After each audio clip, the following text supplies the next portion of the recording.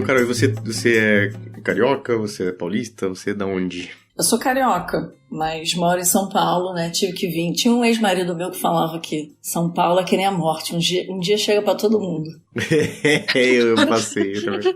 É verdade. Então, cá estou há 4 anos e pouquinho, assim. É isso. O mercado de trabalho no Rio é negativo, né?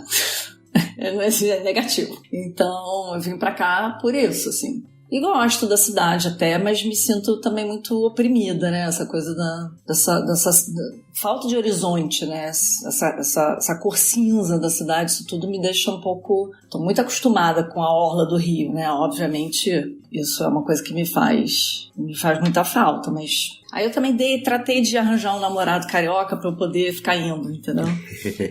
Que eu não sou boba nem nada. É isso. E aí agora fico entre as duas cidades, assim. Se não fosse a pandemia, provavelmente estaria em São Paulo ainda. E aí faria 4 anos que nem você em São Paulo. Assim, eu fui em 2018 e voltei em 2020. No começo da pandemia, a gente voltou aqui pra Santa Catarina. Eu sou de Blumenau, e daí a gente decidiu voltar pra cá. E daí a gente não volta pra São Paulo mais. Mas já foi. Foi que nem a morte, já chegou na minha vez e daí eu já passei pra outra pessoa. Eu acho que agora eu espero que dê, né? Essa coisa muita gente fez o movimento, né? Muitos amigos meus conhecidos e tal fizeram esse tipo de movimento que você fez. E não estão voltando não, cara. Não estão voltando não. Porque eu acho que agora, pelo menos, né? A princípio ainda tá dando pra levar, né? Essa coisa do presencial. Aí, cara, vai, pega um avião, né? Acho que a maior parte do trabalho dentro das organizações tá virtual, né? Então, acho que a galera tá querendo bancar ainda, ficar nesses refúgios aí.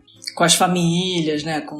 E aqui, a sua vez de São Paulo vai chegar? Já chegou? Já passou? Não, a família do meu pai é de São Paulo, né? Mas, gente, não é a Bahia, né? Não tem jeito, não. A Bahia é uma coisa de louco, né, gente? Vou deixar aqui mesmo, né? São Paulo é bom pra passar férias, comer, gente. Comer em São Paulo é muito bom. Show, teatro. A gente vai, passeia um pouquinho, aí fica com saudade do mar, da vista e volta. Acaba o dinheiro, gasta o dinheiro todo e volta. O nosso problema é que acaba o dinheiro, a gente continua na cidade, né?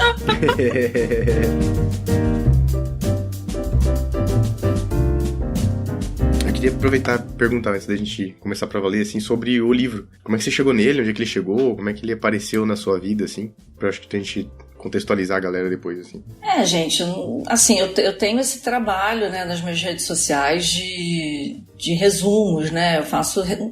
Não é só um resumo, né? Eu faço é um pouco do meu olhar, né? Eu pego o meu olhar e é isso, faço um apanhado, assim, quais foram os meus aprendizados diante daquela leitura. E aí eu tô sempre buscando, né, coisas que, enfim, me chamam a atenção, assim. Primeiro eu comecei fazendo esse trabalho muito com literaturas que eu com livros, né, geralmente é não ficção, né, a maior parte das vezes é não ficção, acho que eu fiz pouquíssima coisa, quase nada com ficção. E coisas que eu tava ali precisando pro meu trabalho e tal, acabava sendo uma maneira de eu aprender, né, pro que eu tava fazendo ali e potencializava isso, aproveitava que isso estava sendo produzido para alimentar as minhas redes. E aí, nessa de eu ficar buscando, de eu ficar produzindo conteúdo, tem uma hora que agora eu cheguei no momento, é óbvio que eu não consigo isso todas as vezes, mas eu tô muito no movimento, assim, de achar coisas que são realmente novos olhares, assim, para as questões, sabe? Eu tô um pouco nessa busca, assim, cara, o que é realmente novo, cara? O que quebra, sabe, com uma falácia, com um mito, com uma crença muito enraizada, assim. E aí, às vezes, eu dou umas sortes, né, como esse, assim. Então, eu tava na Feira do Livro, em São Paulo, ali no Pacaembu, e aí me deparei com...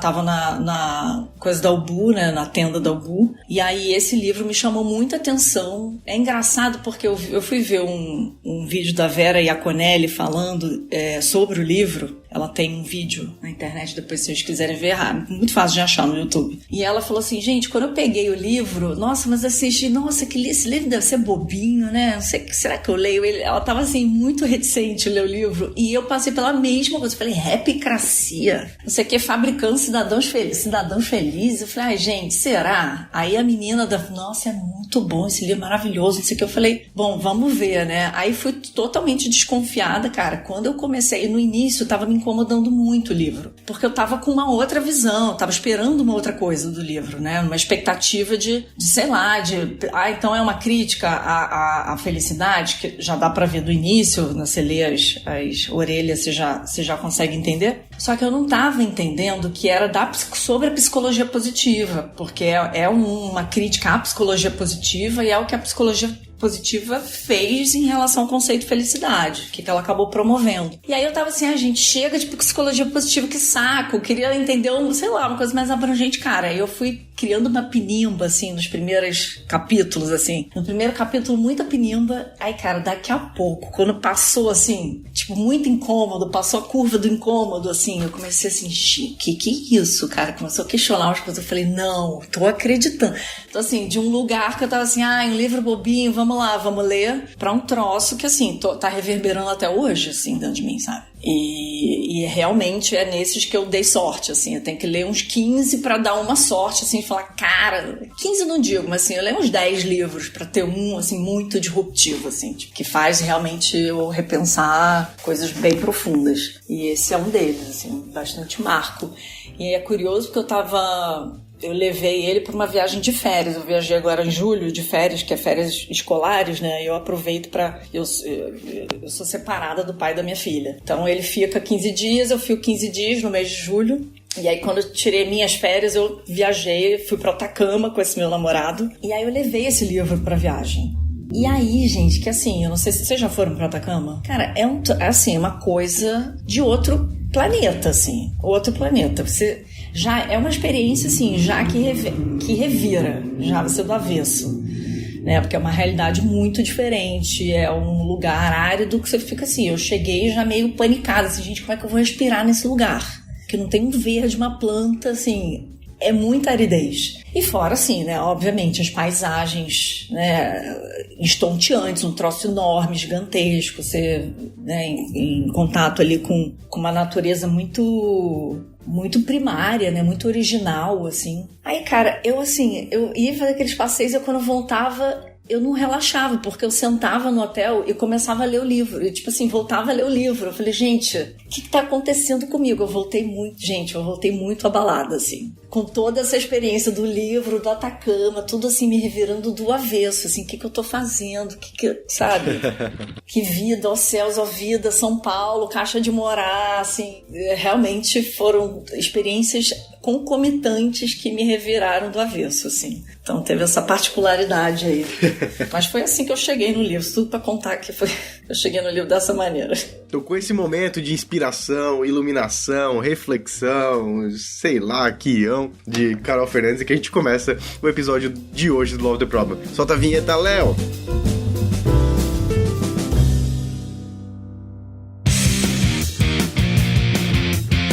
Olá, este é o Love the Problem, o podcast oficial da K21. Evolução contínua de pessoas e organizações, com carinho, toda semana para você.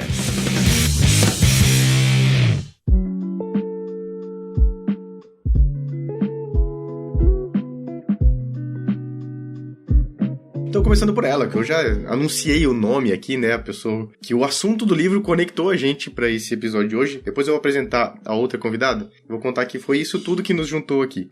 Carol Fernandes, bem-vinda ao Love the Problem. Muito bom ter você aqui. Eu aproveitei e falei isso na hora que ela deu um gole na água. E sabe aquele momento que a pessoa dá uma mastigada na coisa quando você faz uma reunião online e passa pra pessoa com a boca cheia. Carol Fernandes, bem-vinda ao Love the Problem. É a Carol de boca cheia aqui de água, então. Panda, super obrigada. Tô super feliz e honrada aqui com esse convite pra estar aqui. Eu amo o podcast de vocês, amo, sou super fã. E, enfim, é isso. Ser chamada pra cá, pra uma coisa que você ama e uma referência pra você realmente é algo bem especial. Então, obrigadão aí pelo espaço. Que bom ter sua voz aqui, porque a gente já teve conteúdo seu aqui, né? No programa nosso que a gente fala do Corporate Rebels. a gente gravou os 3 artigos, uma leitura sobre os 3 artigos que você escreveu lá no LinkedIn. E então, quem não ouviu, eu vou deixar o link lá no nosso backstage, k21.link/lovetheproblem, pro episódio do Problema Nosso com o conteúdo da Carol. Que foi bem isso, eu tava querendo... Esse livro apareceu na minha frente, assim, e eu tenho uma lista de livros pra ler, como todo mundo que ouve Love the Problem. Eu tenho certeza que você tem um backlog impossível de ser completado de livros, e eu caí nesse do Corporate Rebels e eu pensei, por que eu não pesquiso sobre o livro antes, né? Olha o insight que a pessoa com 34 anos de idade resolve ter. Poderia ter tido isso há muitos anos atrás e melhorado minha fila? Poderia. Mas eu tive esse insight, falei, vou pesquisar algum conteúdo sobre o livro, né? E daí eu cheguei nos conteúdos dos aprendizados da Carol e eu achei incríveis. E fiz a coisa que eu mais faço aqui nesse episódio, que é mandar uma mensagem, falar, oi, tudo bem? Você quer gravar um Love the Problem? Muito bom, Panda. Isso tá aqui. Foi assim mesmo. E tá aqui com a gente. Cara, e eu descobri, assim, você tinha me falado que ia sair o do Corporate, mas eu esqueci, apaguei da mente. Aí semana passada eu voltei pra academia e falei, gente, aquela coisa, né, primeiro dia na academia, assim, depois de 1 ano e meio. Aí eu falei, cara, eu preciso ligar um troço. Aí eu falei, cara, eu vou ligar no Love the Problem. Aí foi quando eu achei o episódio de você falando. E aí, cara, você me ajudou a fazer uma esteira, assim, e chegar até o final da esteira. Com o próprio conteúdo. Você me ajudou porque eu tava ali. Porque eu tava interessadíssima em o que você ia trazer em cima do meu conteúdo, assim. Então foi bem legal, cara. Foi uma experiência bem bacana, assim, estar na esteira e ouvir um podcast com o seu conteúdo. Muito bom, muito bom. Acho que é o primeiro feedback nesse sentido do Problema Nosso até hoje, assim. Arrasou. E outra pessoa que tá aqui com a gente foi o seguinte, no momento em que eu tinha acabado de selecionar esses artigos pra gravar, Carol, eu tive um papo com essa pessoa que tá aqui com a gente. E daí eu tava no seu LinkedIn pra fazer o mínimo de conexão pra poder mandar essa mensagem, né? E daí eu vi que ela é a sua conexão no LinkedIn. E em comum era, tipo, uma das poucas pessoas, assim, né? E eu falei, eu vou gravar um conteúdo da Carol e você tem conexão com ela no LinkedIn e tudo mais. Ela falou, nossa, Panda, eu me conecto às vezes com tanta gente que eu nem lembro por quê. Daí quando eu mandei o seu perfil, ela falou, eu me conectei porque eu li um post sobre Rapcracia e eu achei muito massa. Eu falei, então, a gente fechou o nosso timinho. Tá aqui com a gente a Kemi. Muito bem-vinda, Kemi, a mais um Love the Problem. Já é da casa total. Obrigada, Panda. Mais uma gravação com suadeira. Hoje tá suadeira dupla. Não, sempre, né? Sempre suadeira dupla, tripla, né? E já virou brincadeira recorrente, o Panda já sabe, né? Que a cada convite para uma gravação, o convite vem com a certeza de uma suadeira. Bobagem, a suadeira só pra deixar mais emocionante aqui. Inclusive, eu quero começar perguntando pra você. Se você tava buscando algum conteúdo sobre isso, sobre o Rapcracia, como é que você caiu lá no post da Carol? Enfim, o que aquele post serviu pra você naquele momento, assim? Não foi uma busca ativa, vou colocar assim, né? Eu não sei como eu cheguei lá, só chegou. E ele me tocou porque veio de uma forma crítica, né? De um movimento que a gente... Foi uma leitura crítica de um movimento que a gente vem vendo, dessa venda desenfreada pela felicidade, venda da felicidade a qualquer custo, né? E a psicologia positiva, como ela vem se apresentando na mídia, e muitas vezes pela mídia, né? Quase como um produto, né? A felicidade como um produto. E eu acho que conecta muito bem o que a Carol escreveu com isso, né? Como a gente deve ter um olhar crítico para esse movimento todo. E isso conecta muito com a questão de saúde mental. E aí meu coração bateu mais forte, falou, nossa, eu preciso ler esse livro. Eu não conhecia o livro até então, né? Então, meu primeiro contato com o livro foi a partir do que a Carol escreveu, né? E naquele momento eu falei, gente, eu preciso ler mais o que ela escreve também. Que legal. Né? Então, foi naquele momento que essa conexão se gerou, Panda. Que bom, arrou. E é algo que a gente não vê com muita frequência, né? Alguém que tem esse olhar crítico em relação a felicidade, né? Que é o que a gente exalta. Você tem que ser feliz. A gente bota lá pra cima e vende como a meta de sucesso, né? Ser feliz. Onde todo mundo deveria chegar. A realização pessoal é ser feliz. O que você quer na vida é ser feliz. E olhar criticamente para isso é muito difícil hoje em dia. Então aquilo me tocou. Opa, vamos vamos ler isso aqui, né? Então foi mais ou menos assim que... E, não sei, sorte. Algum algoritmo aí me deu sorte. Não vou saber explicar o que foi, mas gostei daquele algoritmo. É o design. Eu tenho uma designer maravilhosa. O design pega, com certeza. Que me ajuda. Sandrine, um beijo. E agora a gente tá começando a fazer Reels. Então, galera... Agora os meus novos posts já vão vir todos animados. E vamos alcançar mais pessoas, se Deus quiser. Porque às vezes é meio ingrato, né? É meio injusto você estar ali fazendo, né, um conteúdo assim, compartilhando conhecimento. E, né, dá um trabalho do cão, né? Você fazer um bom conteúdo. E aí você vê, cara, não atinge, né? Muita gente entra nesse loop bosta aí dessa galera que só quer lucrar. Sim. A qualquer custo. Mas aqui a gente tem uma comunidade que se reforça, Carol. É, isso aí. A gente tem uma comunidade que se reforça. Tem uma galera que com certeza vai compartilhar esse episódio com as pessoas que vão precisar ouvir sobre ele também. Vai alcançar um grande número de pessoas aqui pelo Love the Problem. Mas é isso, né? É ingrato, porque eu acho que também tem um pouco aí, ó. Então acho que serve um pouco do meu ranço sobre essa questão de psicologia positiva. E daí eu vim preparado aqui com o meu querido amigo Lula, que ele, de vez em quando, ele falava que ele chegava nos episódios com o coração peludo, com um ranço sobre um tema, assim. Ele falava, tipo, eu vou falar, Lula, vou me segurar aqui, eu não vou chegar aí, eu vou ficar, vou segurar na minha aqui. Mas eu tenho várias questões sobre essa visão de psicologia positiva, da pressão individual e de, sei lá, vários outros movimentos que geram na nossa sociedade e que... Pra mim, só recorre como peso sobre o indivíduo, no fim das contas, assim. Exato. Pode parecer muito bonito, mas só recorre com peso sobre as pessoas individualmente e de algo inalcançável, assim. Já começa esse negócio de good vibes only. Pra mim, não serve. Não me venha com esse quadro na parede. Eu acredito que na sua casa a gente quer ter uma casa feliz e a gente vai ter um bom momento, a gente vai se divertir, mas não vem com essa parada de good vibes only, porque não adianta, o mundo não é feito de good vibes only. Não tem jeito. É o meu primeiro ranço, já falei. Nossa, cara, pinimba massa. Já falei.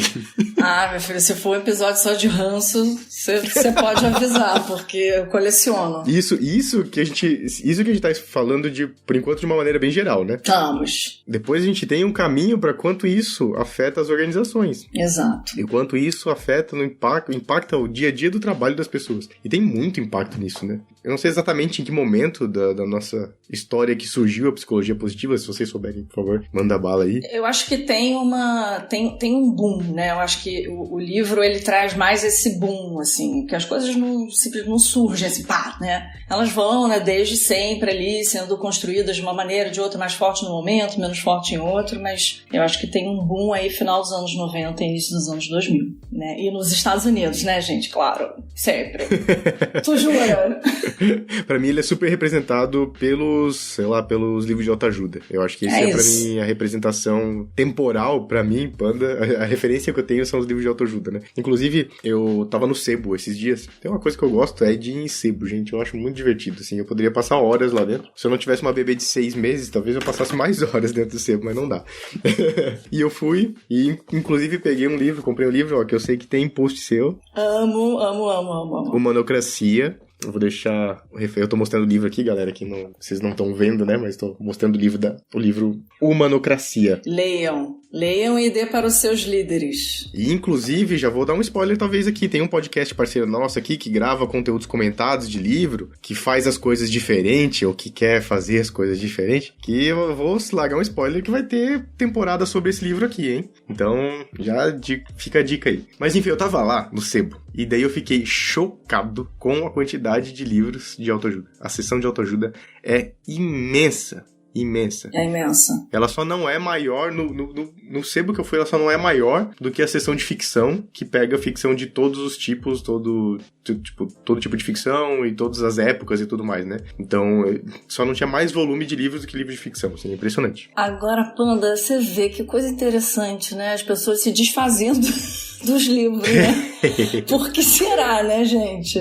Por que será que tem muito livro de autoajuda nos sebos, né? E se a gente for pensar, Carol, Panda, se funcionasse tanto, você só precisava comprar um. O miserável é um gênio! Exato! Comprar um aquele grande primeiro, ele ia ser maravilhoso, ia transformar a sua vida, você ia precisar de mais 5, 10, 15, 20, e aí eu não tô te tirando o valor. Pra muita gente funciona bem, né? E é uma forma de apoio, ele traz uma construção, mas ele vai resolver a vida de todo mundo e mudar o mundo? Não vai. Às vezes ele é um ponto de apoio que vai ajudar alguém em algum momento específico, sim, mas ele não vai solucionar os problemas do mundo. Eu acho que tem que ter esse cuidado, né, da gente sempre questionar. É uma indústria, é muito difícil. Uma coisa é você ir num livro desse e chupar um livro desse, né, e ir sem senso crítico. Outra coisa é você ler, né, eu acho que, e muito do que eu quero trazer aqui hoje, ou que a gente vai, enfim, explorar, eu acho que tem a ver com isso, assim, o quanto que a gente, né, abraça os conceitos, a gente fala sobre as coisas de uma maneira, isso, você fica vendido ou você tá olhando aquilo com um pensamento crítico, você tá olhando isso de um lugar, sabe, com ponderações, com bom senso. Então, assim, né, eu acho que essa faz uma grande diferença, né, você ser reducionista ou você ter um pensamento mais complexo, sabe, eu acho que você realmente questionar, refletir e dali você vê o que fica bom pra você. Então acho que tem a ver com isso aqui, a nossa conversa também. Muitas vezes a gente vê essas receitas de bolo, né, em livros de autoajuda. E psicologia positiva é isso, né? Grandes receitas de bolo que...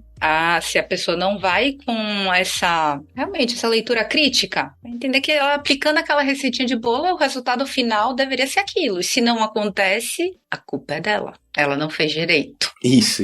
Então é um risco que a gente corre de ir para a meritocracia da saúde mental e do bem-estar.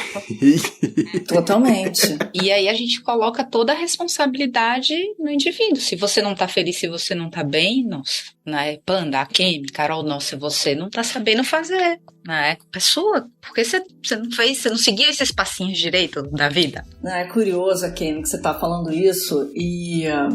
alguém, né, quando eu postei o conteúdo no LinkedIn, uma pessoa que eu não conheço foi comentar e falou assim, tá valendo, quando chegou em neoliberalismo eu parei. A pessoa só postou isso. E aí eu respondi, porque não veio, obviamente, a resposta, né? Porque acho que tem esse lugar mais de criticado que querer construir e tal. E é isso, assim, né, aí voltando pro livro, tem essa coisa da psicologia positiva ter embarcado no momento, né, de abertura de mercado, de neoliberalismo, de crescimento de neoliberalismo, então as coisas foram muito casadas, né? Esse conceito do indivíduo ser o responsável pela sua felicidade e ninguém mais. Empresa não, governos não, né? Então, assim, cada um faça o seu e corre atrás para ser feliz aí, né? E olha que quem não conseguir ser feliz tá mal, hein, cara? Tu não mandou bem não, cara. Fracasso, sabe? Mandou mal pra caceta, um loser, né? Então tem essa...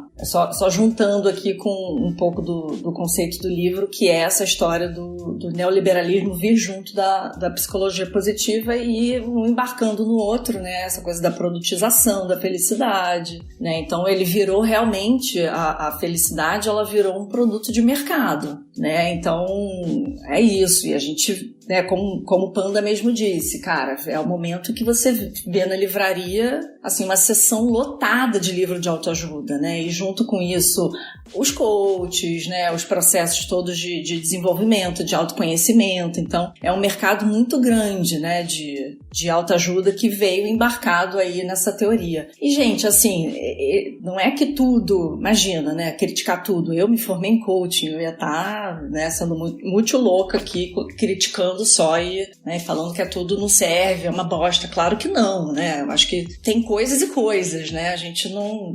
Tem uma separação aí dos adultos e das crianças, porque qual é a motivação original, né, para você fazer alguma coisa? Qual é a intenção de você com aquilo, né? Você quer criar indivíduos, você quer estimular, fomentar indivíduos autônomos ou indivíduos heterônomos, né? Eu acho que também uma das coisas principais que eu vejo dentro desse conceito do livro e tudo mais é o conceito de heteronomia versus de autonomia, né? Porque eu acho que a psicologia positiva e, enfim, né, tudo que vem aí ao redor dela ajudam a fomentar uma sociedade que depende mais dependente dos outros, no sentido de alguém me diz o que fazer, né? Alguém precisa me dizer o que fazer, porque eu não vou pensar sozinho, eu não posso pensar sozinho, eu não tenho essa capacidade, não tenho essa motivação de pensar sozinho. Então, é isso, né? Ele vai ao desencontro do que realmente é um processo de autoconhecimento e desenvolvimento, onde, né, o outro, o coach, né, o professor, sei lá, a outra parte está ali te ajudando a você pensar por si só, né, a você chegar nas suas conclusões, a você entender o mundo a partir da sua perspectiva, né, e é isso, o que traz o livro, né, na levada do Rapcracia é alguém te dizendo o que fazer, como você comprando uma receita de bolo e você tentando aplicar essa receita de bolo no dia a dia. E mais uma vez, voltando lá na Vera e a Conelli, que tem um vídeo dela falando sobre o livro no YouTube, e ela fala, obviamente, da perspectiva da psicanálise, né, do livro sobre a perspectiva da psicanálise, que é o objeto de trabalho dela. E ela fala assim, cara, é uma coisa, a psicologia positiva, ela gera sintoma, sabe? Ela tá assim, a pessoa chega e fala, cara, amanhã eu vou parar de fumar. Né? Tá me fazendo mal fumar, amanhã eu vou parar de fumar, amanhã eu vou começar a emagrecer. Só que isso, ela fala assim, cara, só que a pessoa esqueceu de combinar com os russos, não passou pelo inconsciente dessa pessoa, ela não, sabe, ela realmente não digeriu aquilo, ela não elaborou em cima daquilo e não chegou naquelas conclusões por si só. Então, por isso que muitas vezes isso não se sustenta a longo prazo, porque ela realmente comprou uma receita de bolo que estava escrito no livro e no dia seguinte foi aplicar. Ela fala, cara, como que isso vai ter sustentação, né? Pra mim, eu acho que dos resultados quase garantidos dessas receitas é a frustração, no fim das contas. Uhum. Você aplica boa parte dessas receitas, talvez em algumas você encontre algum pingo de noção de felicidade, e mais em um tanto delas, o máximo que você vai encontrar é frustração, né? Porque a pressão sobre a felicidade, ela retorna pro indivíduo, né? Você não atingiu é porque, você não entendeu qual é o seu propósito, você não entendeu, você não aplicou isso direito, você não, sabe, tipo, mas isso não é felicidade é outra coisa, né? É junto o neoliberalismo com esse discurso todo, né, Carol? Que além de tudo determina o que é felicidade. Que às vezes é uma coisa que não faz nem sentido pra aquela pessoa como indivíduo, naquela comunidade que ela tá inserida, naquele contexto que ela tá inserida, naquele conceito de felicidade nem se aplica, assim, né? Mas é isso que significa felicidade, além de tudo, né? Além da receita, vem muitas vezes embarcado um conceito, né, de felicidade que é um tanto ilusório, assim, né? Então eu só fico pensando nessas receitas, nos 5 passos, que quando termina você fala, putz, eu sou um bosta, né? Porque eu não consegui nem fazer os 5 passos, ou isso não chegou em lugar nenhum, ou não sei o que, e tudo mais, assim. Não, e aí vai alimentando a frustração, né? Eu trago no post também isso, assim, o quanto que isso vai alimentar... A coisa em si, a teoria em si da positividade, ela é contraditória, né? Porque é isso, ao mesmo tempo que eles dizem que você tem um lugar a chegar, você tem que estar sempre se desenvolvendo. Ainda não chegou? É porque você tem que continuar desenvolvendo. Vai desenvolvendo. Só que, tipo assim, tem um lugar a chegar ou não tem, mano? Me explica aqui, vamos, sabe? Vamos alinhar aqui, cara. Chega ou não chega? Porque, né? E é isso que você falou, bem, é cada vez mais frustração. E aí gera também essa obsessão com a busca da felicidade. Então, uma pessoa que não era neurótica, não tinha certas neuroses, passa a ter porque...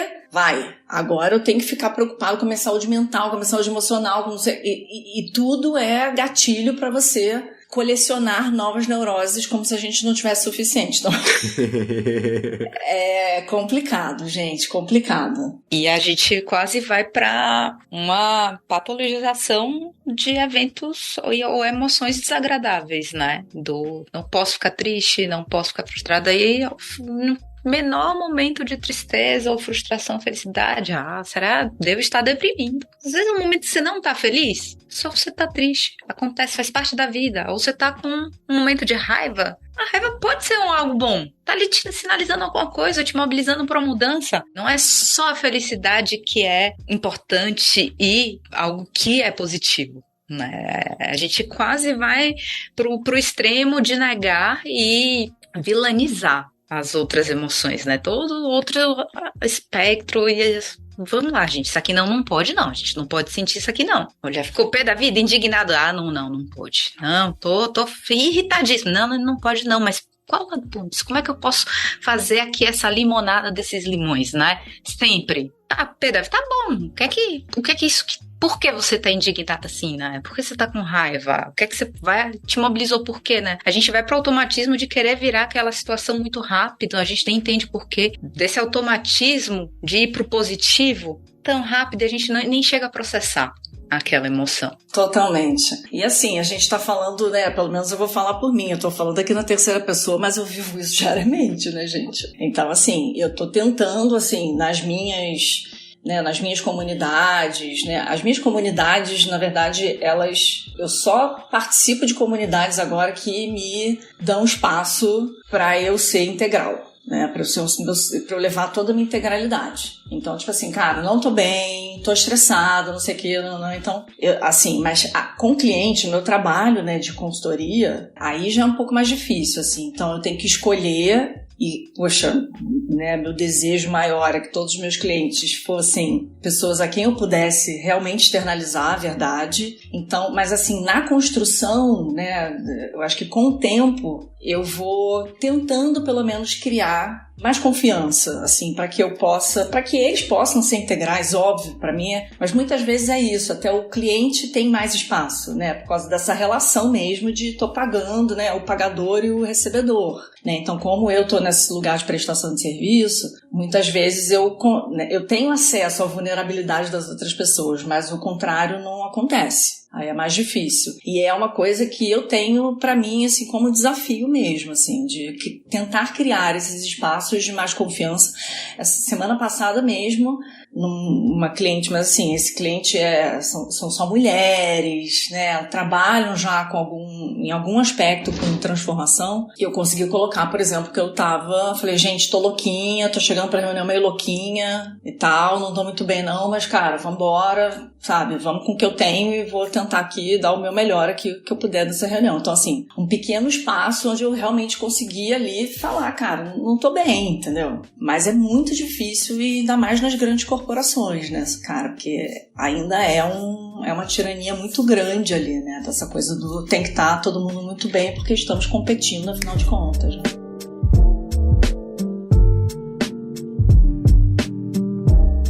Tem uns casos que aconteceram comigo nessas últimas semanas que eu acho que conectam tanto com isso, assim, né? Esse ponto que você trouxe da integralidade, do quanto isso ajuda a quebrar um tanto dessa tirania da felicidade é muito importante, assim, né? Eu acho que a gente fala de integralidade aqui no Love the Problem há bastante tempo já. Acho que esse termo surge em vários episódios, assim. E na semana passada eu tava num cliente, junto com a galera do meu time, assim. Em determinado momento da sessão tava bem tensa, assim, né? Tava um atrito no cliente, lá entre eles, assim, tá? Uma situação, sabe, tipo, tensa, de administrar, difícil de mediar, de facilitar e tal, assim. E chegou no momento que aquilo consumiu toda a minha energia, né? E daí, tipo, o que aconteceria ali, né? Eu ia ter que, tipo, puxar pra algum lugar que talvez eu não tivesse bem emocionalmente, né? Ou cognitivamente pra fazer isso acontecer, assim. Num lugar onde opera essa tirania, eu teria que ser o superstar do negócio, né, Carol? Então eu ia ter que entregar o negócio, fechar aquela reunião de uma energia lá em cima e conseguir contornar aquilo pra gerar aquele resultado esperado ali e tal. E ainda bem que eu tô um pouco liberto disso já faz um tempo, então eu só mandei mensagem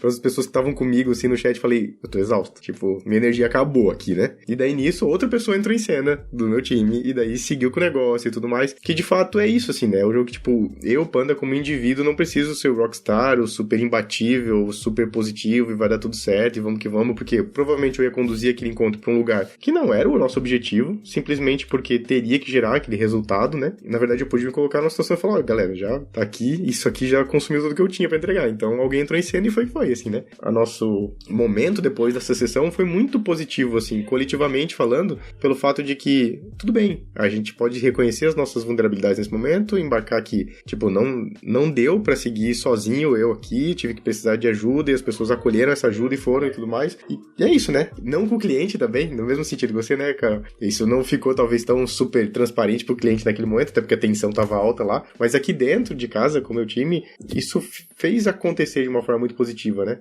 E faz com que essa competição não aconteça entre a gente, porque se eu não tenho essa tirania operando em mim, eu não tenho por que me apegar aquele resultado a qualquer custo e tipo, ignorando os meus sentimentos e tudo que tá acontecendo, assim, né? Eu pude simplesmente dizer, eu preciso de ajuda, e alguém ocupa esse espaço, por favor, assim, né? Perfeito, Panda, porque eu acho que daí entrando aqui com um pouco, voltando, assim, nessa coisa do conceito do livro, o que eles trazem, né? Bom, o que eles trazem não, isso é óbvio, na verdade, o neoliberalismo e com isso, né, toda essa forma de pensar mais individual te distancia do coletivo, né? Então é isso, tá todo mundo ali, cada um por si, se vira, de algum lugar há uma competição ali por quem faz mais, por quem faz melhor, por quem é mais feliz, por quem é mais bem de cabeça, vai. Então você vai se distanciando do coletivo, da comunidade, que, cara, vamos lá, da minha perspectiva é a solução para os nossos problemas. Né? Eu acho que é isso, é um caminho tão individual que a gente traçou que mas é isso, a gente não é autossuficiente, a gente não vive independente, a gente depende, a gente codepende, vive em codependência, né? Então, se a gente, é totalmente contraditório, assim, ou você vai para esse caminho da competição da felicidade, ou você vai para um lugar que é isso, de vulnerabilidade, de confiança, de laço, de vínculo, de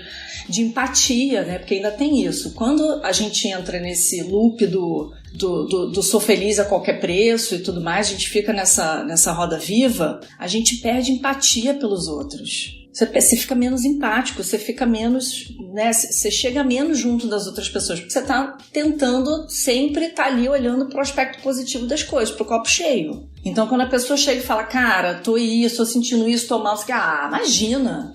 Sabe vocês já viram aquele videozinho da Brené Brown, que é do simpatia e empatia? Então, é exatamente aquilo da simpatia, né?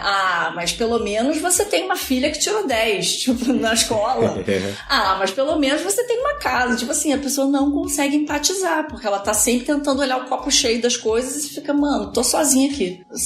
Empatia zero comigo, né? E aí isso perigo também, de você errar julgamento, né? Você fica tão enviesado nessa coisa da felicidade que você acaba isso, não só se distanciando das pessoas, mas também é isso, enviesando demais o seu olhar, né? Então outras coisas podem acontecer como resultado de uma redoma ali que você coloca em busca dessa felicidade maluca aí. Você diminui nessa empatia, né? Você volta para aquele caminho, né?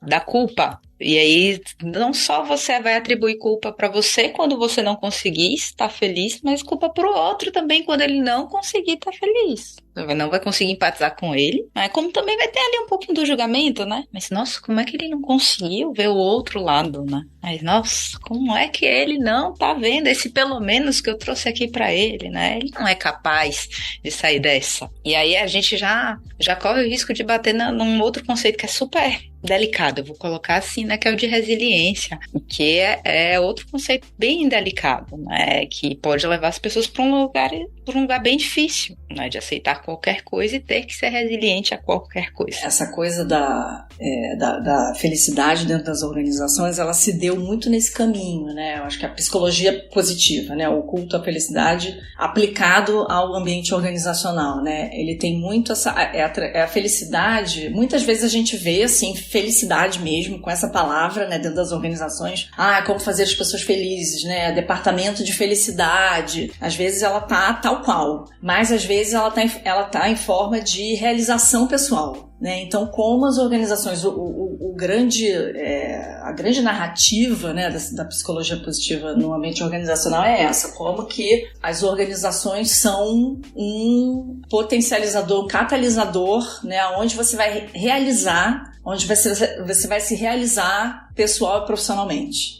E aí tem aí vem, né, várias novas questões como, né, conceitos atrelados a isso, né? Então tá bom, então se você precisa ser realizado pessoalmente e é a organização que vai te trazer isso, o que você precisa, né? O que você precisa ser? A gente começa a falar de resiliência, começa a falar de autonomia, né? E tudo isso usado de uma maneira muito chucra. O grande lance também é esse, assim, como é que você falou, é usar esses conceitos para manipular os colaboradores, né, e você ir para um lugar onde é bom para a organização, né? E é isso, gente, que uma das coisas que me virou assim do avesso quando eu li o livro, porque quando eles trazem o aspecto, por exemplo, da cultura organizacional, como a cultura organizacional é a nova chefa, é a nova controladora. Eu falo, mano, eu trabalho com essa parada, cara, quantas vezes eu já não fiz coisa, tipo assim, a minha intenção era outra, mas num ambiente onde a intenção é uma, cara, o que fica ali? Quando você espreme o negócio, cai o quê? Cai o que a organização quer, a cultura, a visão da organização. Então me vi ali muitas vezes contribuindo para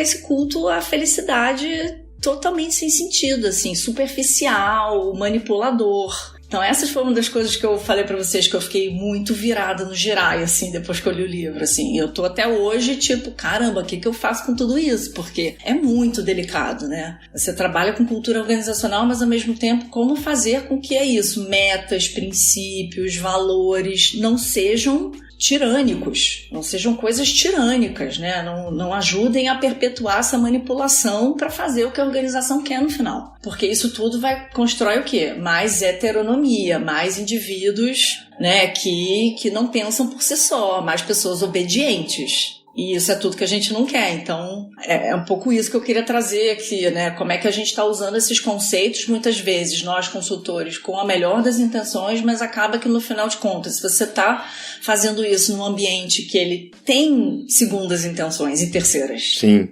né? Como que você acaba ali não fazendo um greenwash da cultura organizacional. Tem uma amiga minha e consultora, minha parceira, a Ive Friso. Vocês conhecem a Ive? Ela é de autogestão, design regenerativo, e ela me apresentou alguns conceitos da Carol Sanford. Sabe, Carol Sanford? Agora eu vou falar com accent. A Carol, ela é consultora e ela fala muito sobre design regenerativo, né? Ela é bem incrível, assim, uma baita referência. Ela é uma pessoa que traz, assim, muitas quebras de mitos organizacionais, assim, meta. Ela fala, cara, meta, feedback. Ela tem todo um pensamento muito regenerativo para essas coisas, assim. Pesquisa de clima, funcionário do mês, avaliação 360. Ela condena todas essas práticas organizacionais, dizendo que... Aqueles selinhos, né? Aqueles selinhos da empresa, que é um ótimo lugar para se trabalhar. Tipo, toma aqui um modelo, seja aqui que nem essa fulana, larga toda essa autenticidade aí em casa, vem aqui e seja outra pessoa. E aí você vai ser muito bem reconhecido e remunerado. Então, assim, ela fala, cara, todas essas coisas do ambiente corporativo que estão sendo praticadas hoje, elas são, assim, o paradoxo, a contradição do que é regenerativo, né? É o contrário. Então, assim, como é que as metas fazem com que as pessoas, né? As metas dizem para as pessoas aonde elas podem chegar, aonde elas têm que chegar, e não as pessoas falando, cara, eu quero e posso chegar naquele lugar, né? Então isso tudo você vai tirando ali toda a autonomia do indivíduo, né? Toda a autenticidade, toda a integralidade, e é o que, né? Enfim, as organizações costumam fazer. E nessa pegada, só para fechar aqui minha fala, essa pegada da psicologia positiva, ela faz as pessoas acreditarem que os interesses da organização e dos colaboradores é o mesmo. A gente vê o tempo inteiro a narrativa, não, vamos juntos, propósito é compartilhado, e não sei o que lá, e queremos juntos nos desenvolver e ganhar juntos, e chegar juntos naquele lugar. Mano, não é verdade, sabe? Os interesses são muito distintos. A pessoa participa, as pessoas têm participação de lucro, pouquíssimas. As pessoas tomam decisões relevantes? Quase nada. Então, assim, se a pessoa não tem poder de decisão e não está participando do lucro, diga-me aonde está aqui o interesse em comum, porque isso é o mais fundamental, isso é o básico. O resto é frufru, o resto é para inglês ver. Agora, o que faz mesmo a diferença ali de poder e autonomia é o que eles não dão, que as organizações não podem dar, e a autonomia controlada. Você pode fazer o que você quiser, tá? Mas você não tem poder de tomada de decisão, mas você não pode ver vários documentos, são sigilosos, você não pode ter informação, mas não tem organização nenhuma, estrutura nenhuma para aquela autonomia se dar, né? Então a pessoa fica simplesmente perdida, é uma delargação, não é uma autonomia. É um uso muito superficial desses conceitos, cara. E olha que você trouxe coisas bem objetivas, né? Por exemplo, meta é uma parada bem objetiva, e que a gente pode falar não só por esse viés, mas por viés até mais simples, eu vou dizer assim, eu vou usar a palavra simples nesse caso, que é tipo, o quanto o trabalho colaborativo diminui com a meta, né? Isso é uma parada que se fala há muito tempo, assim, né? E, tipo, não é tão profundo como você tá trazendo, porque já é uma parada na prática de trabalho, assim, né? Mas daí você ouve senso de dono, você ouve aqui a gente é uma família. Ai, que pânico, gente. Eu já trabalhei por senso de dono. dono, gente. Olha, eu quero olhar pra trás e botar a minha cabeça, sabe, dentro da terra. Perdão pelo vacilo, tipo isso, eu quero... Mas essas coisas que são abstratas ao ponto de que elas não geram nada prático para que a pessoa possa ser, de fato, participativa naquilo que tá acontecendo ali, né? Porque o senso de dono é só, tipo assim, se comporte como eu, mas eu que sou o dono, então, sabe? Tome decisões inteligentes, tome decisões que eu tomaria no meu benefício, não o da organização, assim, né? Totalmente. E o da família é, tipo, a gente é uma família, mas só o lado bom, não a treta. A gente só é família no almoço de domingo, a gente não é a família na tarde de domingo, que começa a discutir futebol, política, que começa a briga. Nas conversas difíceis, tá todo mundo saindo correndo. É isso, não, isso a gente só é família nesse momento, né? Só nas datas comemorativas, né? Só nos aniversários e tudo mais, mas não na treta do dia a dia. E aí a gente não é tão família, assim. Então, que são coisas abstratas que estão se enraizando com um discurso bonito, né? Cultural, assim, do tipo, aqui a gente é... Inclusive, a gente já tem alguns episódios que a gente critica várias dessas coisas aqui no Love the Problem. Tem um sobre esse negócio da empresa como família, assim. Mas eu queria trazer esse ponto porque esse tipo de discurso, ele vai no caminho de forma muito sutil eliminar essas coisas que não são vistas pela psicologia positiva, assim, né? Não são ditas como felicidade ou resultado positivo da meritocracia instalada nas organizações, assim, né?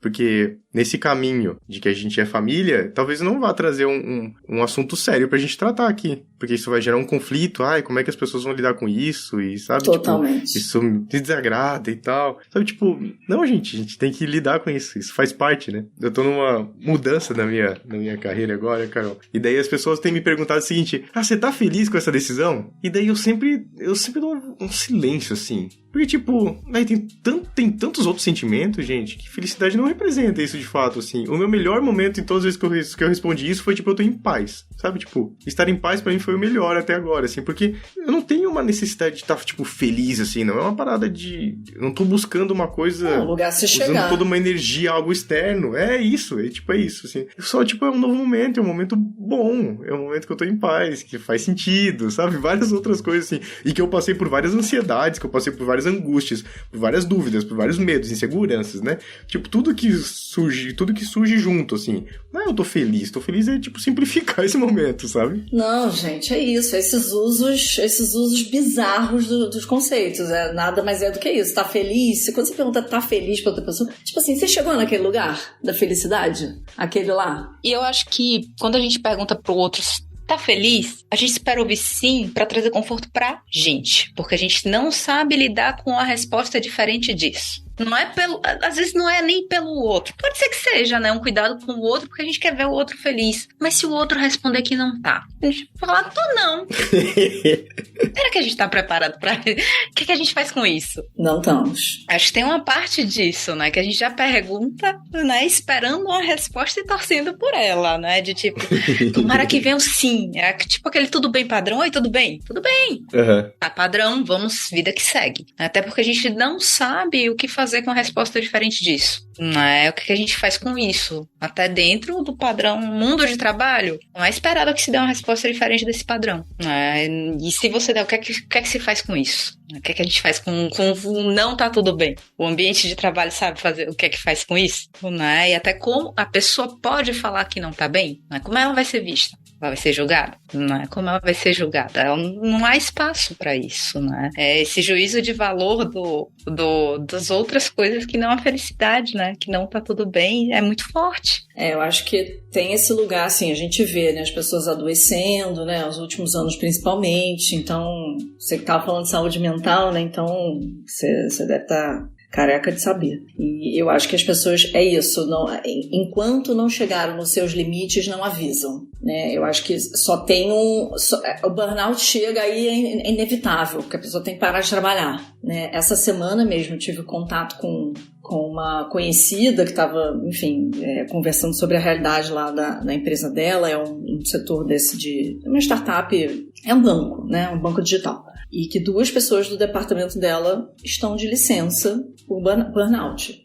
Então é uma coisa assim, cara, tá super vivo ainda. Isso não foi uma coisa de pandemia, as pessoas ainda estão sofrendo mazelas da pandemia e, obviamente, desse mundo muito louco. Então, é isso, a pessoa deixa chegar assim, não avisa, porque não tem abertura, porque não tem confiança, né? É isso, tem medo do julgamento, medo de se sentir mais fraca, e aí, cara, vai até um lugar que a pessoa não tem jeito, não vai poder ir mais trabalhar. Aí sim, todo mundo fica... Ou, cara, aí eu vou levar num caso extremo, vocês vão falar, gente, porra. Mas aquele menino se jogando lá do andar, lá do Matos Filho, sabe? Pode ser outros motivos, mas assim, cara, a pessoa tá nitidamente com burnout, sabe? É pressão, é não sei o quê, é uma falta de confiança bizarra, a gente vê, né, nessa área jurídica pra caramba, né? Todo mundo ali muito formal, né? Muito conservador, muito tentando manter ali as suas formalidades, as suas... Enfim, essa postura mais segura de quem sabe de tudo. E aí, cara, que espaço tem pra pessoa dizer que tá mal? Aí, cara, em casos extremos é isso, né? Suicídios e coisas que a gente tá vendo. Inclusive, esse episódio sai ainda em setembro, né? Lembrando que em setembro é o mês que a gente fala sobre Setembro Amarelo e tudo mais, então é um tema que a gente precisa conversar e precisa ter espaço pra falar disso, assim, né? As organizações não são... Nem todas as organizações são ambientes que permitem esse tipo de abertura e discussão, assim. Então, se precisar, procure ajuda. A gente precisa normalizar assuntos como esse para que a gente consiga quebrar essa estrutura, que daí eu acho que é uma das coisas que o livro critica também, né, Carol? Que essa parada é estrutural, gente. Isso. É estrutural. Ela é fundamentada em tudo que nos forma como sociedade, assim, e não tem como a gente individualmente estar super alheio a isso, assim. Admiro pessoas que conseguiram atingir um nível de, sei lá, novos paradigmas na sua vida, que conseguem ficar mais alheias a isso, mas não é a sua grande maioria, né? Então a gente ainda precisa normalizar assuntos como esse. Perfeito. Nos nossos espaços, especialmente no ambiente de trabalho, onde, sei lá, casos como esse, ou hipermedicação de várias coisas, sabe? Tipo, é aquela parada simples, assim, pô, tô com uma dorzinha de cabeça aqui, vou tomar um remédio. Isso ficou tão comum, assim, né? As pessoas terem esses artifícios ali, porque tem tanta coisa acontecendo que simplesmente vale mais a pena pra seguir nesse caminho em busca dessa felicidade inalcançável, a gente usar de todo o artifício que tá no caminho, assim, né? Então, lembrando disso. Acho que vale muito a gente dar o exemplo, né, no ambiente de trabalho, de quando chegar aquela pergunta do tá tudo bem, se usa como exemplo, se você não tá tudo bem, pode ser até que ele não tá tudo bem, sai do automático. Putz, hoje não... Acho que respira e pausa um pouquinho e fala, nossa, acho que hoje eu conversei com o Panda até, antes. Falei, nossa, Panda, parei, pensei, não sei porque eu já acordei com cansaço, eu até dormi bem, minha filha nem acordou de madrugada, mas eu acordei tão cansada, nem posso botar na conta da minha filha, essa que ela nem acordou de madrugada. Sair do automatismo, isso vai dar espaço para o outro também sair do automático com você. Perfeito. Então, especialmente se você está num lugar em que não há esse espaço para as pessoas demonstrarem que não tá tudo bem naquele dia, né? Dá esse primeiro passo, né? Comece a quebrar um pouquinho dentro da organização que você tá, né? Essa grande barreira, demonstrar que você é ser humano e, oh meu Deus, que surpresa, né? Tem um ser humano trabalhando aí no mundo, dentro das organizações tem gente trabalhando, né? Pessoas com sentimentos e tudo mais. Demonstra isso para os outros, dá esse primeiro passo, né? Especialmente quem tá em um lugar de liderança, um gestor e por aí vai, né? Começa a quebrar um pouquinho isso, demonstrar essa vulnerabilidade. Mostra que você é gente, sai do automatismo do tá tudo bem. Eu acho que essa é um ótimo primeiro passo e fácil de se dar, né? Começa com você. Gente, segurança psicológica, né? É fundamental. Vejo também essa coisa da prática do check-in também como uma básica, assim, primeiro passo, né? Para as organizações começarem a se estruturar para dar conta, né, dessa integralidade das pessoas. Porque a gente vê, cara, isso, 21% de engajamento, né, dentro das organizações, tá cada vez mais bizarro os números, assim. E assim, aí as pessoas, cara, mas por quê? E achando que são coisas extrínsecas, né? Achando que porque o salário é baixo. Gente, não, sabe? Não tem motivação, zero motivação intrínseca.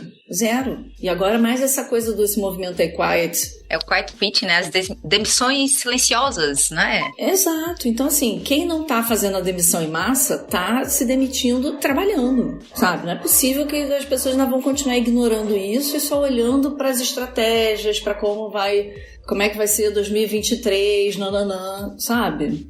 Eu acho que assim, não é não olhar para as estratégias, não olhar para frente e não cuidar do modelo de negócio, mas é equilibrar um pouco mais as coisas, porque tá muito desequilibrado, né? E fazendo só, e também assim, quando fazem alguma coisa em prol de pessoas, são coisas assim muito superficiais e ineficazes, né? Aí faz um workshop, sei lá, no meio um workshop por ano. Aí faz um programa de desenvolvimento que, cara, é um treinamento, alguém falando uma palestra e as outras pessoas ouvindo. Tudo que não funciona, que é o fácil, né? Que é o mais fácil, mais barato, não sei o que, aí vai por isso, né? E aí o que acontece? Se frustra, viu, não deu certo. Aí entra nesse loop muito louco que a gente já conhece também, né? Não consegue sair dessa seara, porque, né, tá tratando as coisas de uma maneira muito superficial. É isso, segurança psicológica.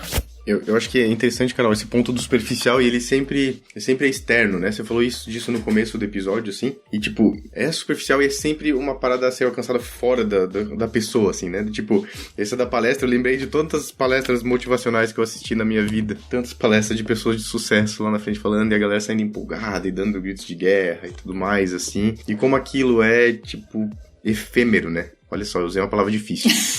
Acho que eu nunca usei essa palavra na minha vida. Eu guardei pra usar neste episódio.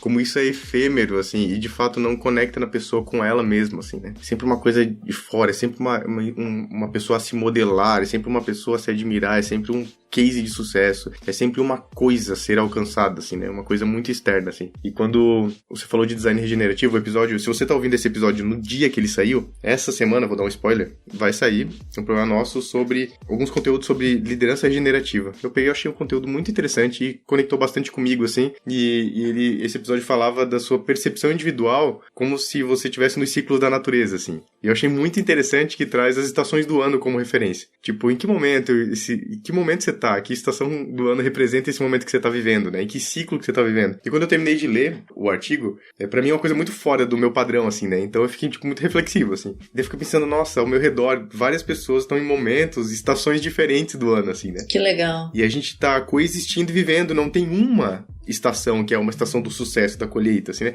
Tem toda a estação, todas as estações têm seu momento e tem a sua razão de existir, assim. E daí olhar ao redor e ver que todas as pessoas podem estar passando por momentos diferentes, e é isso que é a riqueza da nossa humanidade, assim, foi o que me deixou muito empolgado no final do artigo, assim, sabe? E eu fiquei tipo, nossa, a gente se afastou muito, muito, muito da nossa natureza, né? Do nosso original, assim, e a gente se estabeleceu cada vez mais como peça de máquina, assim. Eu acho que a alegoria que o Frederic Laloux traz no Reinventando as Organizações, né? Das organizações como máquinas, e que nós somos engrenagens muito bem lubrificadas, e nós somos peças, né? Nós somos essas engrenagens dentro da grande máquina. Eu acho que a gente se conformou muito com isso com o passar do tempo, assim. E essas críticas que a Rap Garcia e todo esse papo que a gente teve hoje nos colocam em um lugar de questionar, tipo, como o modelo seria diferente, né? E eu gosto dessa referência com a natureza, com o nosso ecossistema e tudo mais, que elas representam como tudo coexiste muito bem, né? Como na natureza coexiste vida e morte. Como na natureza existe aquela coisa, aquela folhinha que tá se decompondo, que já deu o tempo dela, mas que ela tá nutrindo outra coisa.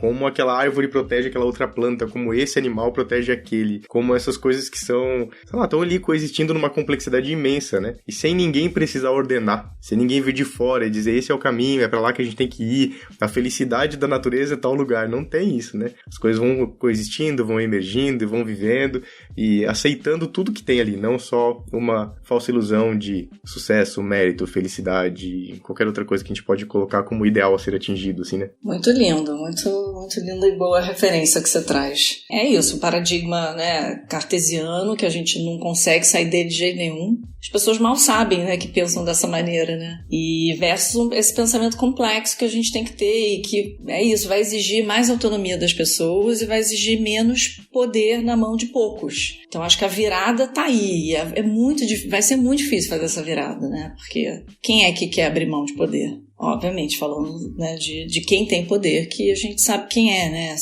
Essa persona aí, homem branco, heteronormativo, que não quer, é muito inseguro e não quer abrir espaço para que essas coisas, né, para que toda essa natureza se dê em sua potência, né? Que a interdependência aconteça, que a autorregulação, a autogeneração aconteça. Para isso tem que ter espaço, só que essas pessoas estão, né, limitando, podando dentro das estruturas organizacionais que essas coisas aconteçam. Então, enquanto esse poder não for quebrado, né, não for diminuído, for reduzido, não vai ter esse espaço. né? Então, acho que a primeira coisa, não sei, eu sinto muito que é essa autoconsciência, assim, dessa liderança, né? Dessas pessoas que estão tomando as decisões hoje nas organizações, de saberem, se darem conta dos impactos negativos que todo esse modo de pensar aí, seja, né, da cultura da felicidade, da busca da tirania da felicidade, ou, né, todo esse modo cartesiano e de pensar o homem-máquina, o que isso está gerando, o que as decisões deles estão gerando, né, nas organizações e no sistema, porque obviamente isso impacta todo o sistema. E aí eles se abrirem aos poucos, irem se abrindo para a gente redesenhar esse sistema, né? A gente redesenhar papéis e responsabilidade, redesenhar os rituais, as maneiras como, né? Redesenhar como as coisas, os processos, como as coisas são feitas, a forma de se trabalhar dentro das organizações, para que a gente consiga ter realmente um vislumbre aí, uma nova forma da gente viver. E é isso, coletivamente, as pessoas estão... Eu não sei se eu contei aqui nesse podcast então, eu falei só que viram Reels, meu conteúdo, mas o próximo que eu vou postar é exatamente por que as pessoas não estão trabalhando em equipe. E esse medo de se perder dentro do todo, né? Tem muito disso. Cara, quem sou eu dentro do todo? O todo me parece ser muito maior do que as partes. Então, será que eu vou perder minha individualidade? Será que eu vou perder... Ninguém vai me ver mais? Eu não vou ser visto dentro do todo? Então, acho que isso também tem a ver com essa conversa, assim, né? As pessoas... a gente tem que lidar com o grupo e com o indivíduo ao mesmo tempo. Essa complexidade que a gente vai ter que lidar também, para que as pessoas se abram mais para uma inteligência coletiva, para trabalhar de forma colaborativa, né? Eu acho que os próprios líderes também passam por isso. Pô, mas se eu perder coisa, quem vou ser eu? Se eu perder poder, quem vai ser eu? Eu vou ser reconhecido, vou ser visto, né? Agora vai ser só o meu time, só o meu grupo? Como assim? Só os meus pares? Né? E eu acho que essa reflexão é uma reflexão fundamental, assim, não, cara, tem espaço para todo mundo, tem espaço para você ser visto, reconhecido, você fazer suas metas, você fazer, né, você participar da criação desse ambiente aí e das suas necessidades serem atendidas de forma individual, né? Então, é isso. Quando lançar esse podcast aqui, aí vocês vão lá no meu perfil e andam lá pra trás. A gente deixa o link lá no nosso backstage, k21.link/LoveTheProblem. Eu fui anotando as várias referências que a gente foi falando aqui. Vocês já sabem, tá lá no backstage. Então eu vou deixar o link pro Reels, porque daí já vai ter sido postado, eu vou lá e eu coloco o link pro Reels da Carol falando sobre isso.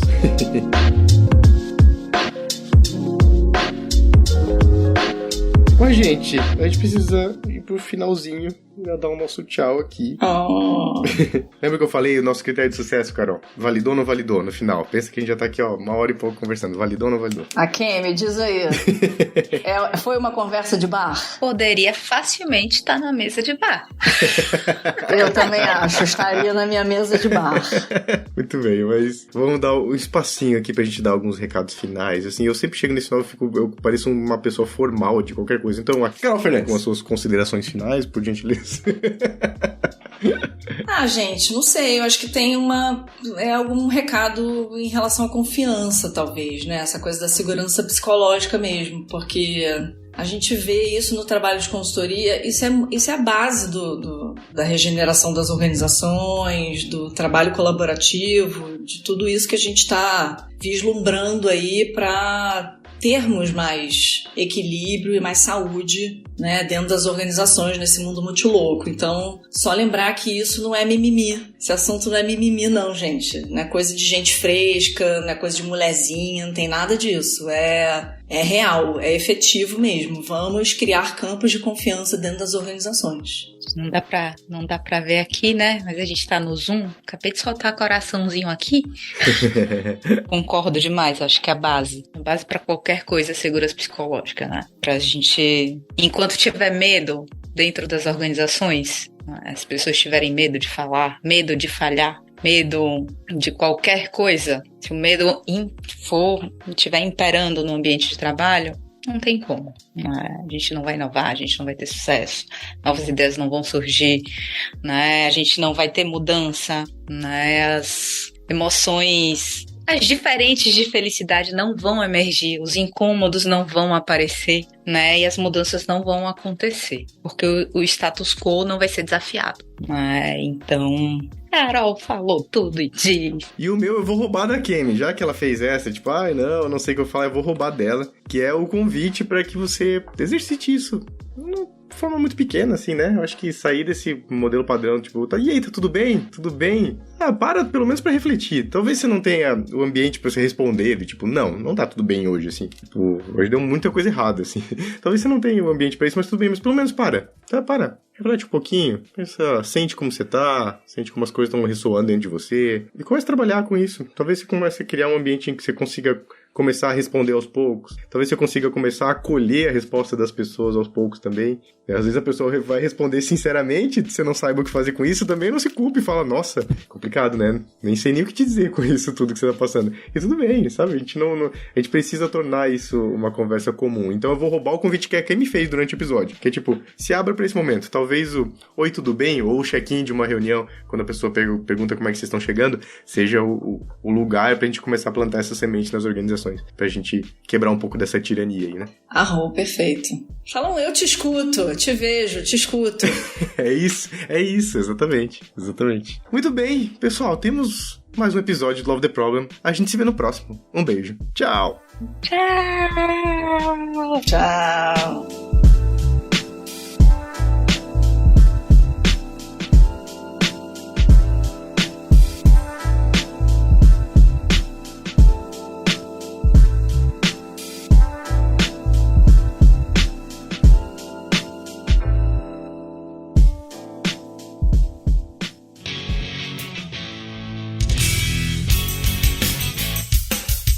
Este foi mais um episódio do Love the Problem, o podcast oficial da K21. Se você curtiu, compartilhe, inscreva-se no seu agregador de podcasts favoritos e espalhe conhecimento por aí. Procure por Love the Problem nas redes sociais e deixe seu comentário ou sugestões. Até o próximo!